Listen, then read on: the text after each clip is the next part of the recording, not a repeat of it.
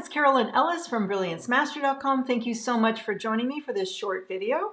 This is part of my Lead Conversations That Count series, where I'm sharing tips and ideas and insights from my book, Lead Conversations That Count: How Busy Managers Run Great Meetings. In today's video, I want to focus on some of the key differences that we need to get a better handle on and take it up a notch with the difference between running a meeting in person and running a meeting virtually or in a hybrid kind of situation. And the principle I want to share with you today is to build with the end in mind. So you, as the person who's leading this meeting, obviously we need an agenda, but with the mix of working environments now, we have obviously still a lot of work is happening virtually with people. There's a lot where we're going to be having hybrid situations, some people meeting in person and other people participating in that through some sort of video conference or other systems. So there's a lot more to think about if you want to design a conversation that counts, that is inclusive of everybody, that is smooth for you to run, so you can really be present to the people and not be sort of overwhelmed and overloaded with the process and the technology of bringing all of this together. So what I'm going to do in this short video is I want to share with you 4 key characteristics that are different in the virtual environment that we need to think about than in person. And at the end, I'm going to share with you a couple of tips to help you to implement some of those ideas right away. So I see that there are really 4 key differences between a person's experience of an in-person meeting and a virtual meeting. One is obviously it's no longer that collective experience. It's become more of an individual experience.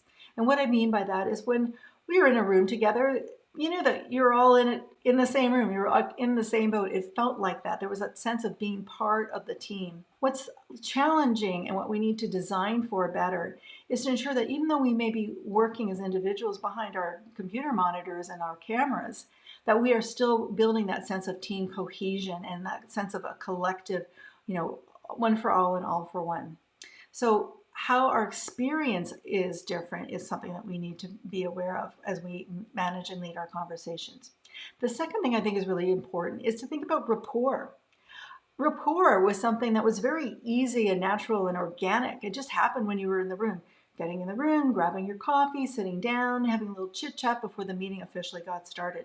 Rapport is harder. It doesn't happen naturally. We need to really design and make space for it now in our conversations.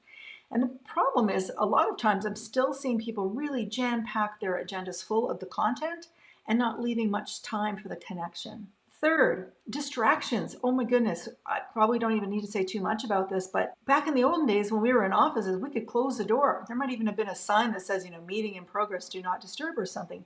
So the ability to keep people's attention and their focus and to relieve them of the worrying about what was happening at their office or at their home was quite simple when we worked in physical spaces together. Of course, now we're not doing that. So frequent, constant distractions, home front, schooling, dogs, somebody's at the door making that next Amazon delivery to you, whatever it might be. And here's the thing, even if you aren't actually experiencing a distraction, there's part of your mind is scanning as a participant to say, like, uh-oh, I hope that, I don't miss that call, or I hope that, my kids get home and they don't make it too much of a mess and set the dog off. So there's that worry about the potential for distraction that, again, is adding to our cognitive load. It's impacting our ability to stay present in a virtual meeting. And the fourth element that's got to be part of how you think about building with the end in mind is about energy. Being in a group of people is naturally enlivening. You sort of feed off of each other's energy, your reactions, the spontaneous laughter. When we're sitting alone in our spaces on screen with each other, it's hard to recreate that. So we need to build for that. Otherwise, the default is probably going to be more of a draining experience again. So experience, rapport, distraction, and energy. Those are things you really need to think about what's different in this virtual working environment that we live in. So here are a couple quick tips for you, okay? 1, open up the space. What I mean by that is, please don't start your meeting with the first 75% of one person talking, going through the PowerPoint slides, and then say, oh, we'll have time for sharing at the end. Flip it on its head. Open it up and say, let's just have 5 minutes of I want to ask a specific question and hear from people. Open up the space for people to know that they can lean in, that they're going to be expected to participate in some way, whether it's verbally, whether it's through the chat, but create that space to hear people's voices up front. It'll make a massive difference in your ability to keep people's attention right from the beginning to the end. Second thing is to consider what agreements do we need to make about how we meet. So normalizing the fact that distractions are going to come up, and here's what we recommend for how you handle it. It's okay if you need to turn your camera off to go deal with something, that's fine. Turn your cameras off, put them back on when we know that you're ready and able to participate fully in the meeting again. So we need to revisit and redesign some of those participation and group agreements about how do we do our work together in a way that really works for everybody.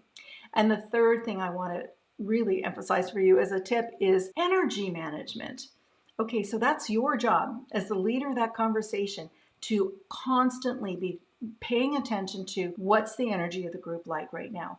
Has it gone a little bit flat? Is it a little bit bubbly? It's not like you need to be throwing in a lot of raw statements and having everybody be really hyped all the time, but you just want to notice how are people's energy. So is it maybe time for a breakout space because people need some time to re-energize and reconnect with each other? Do you need to make a stretch break?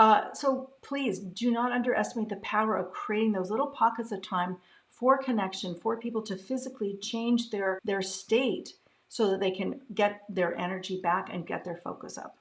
So I hope those tips have been helpful for you today. I'd love to hear from you about issues that you're facing as you sort of work in this virtual and hybrid world.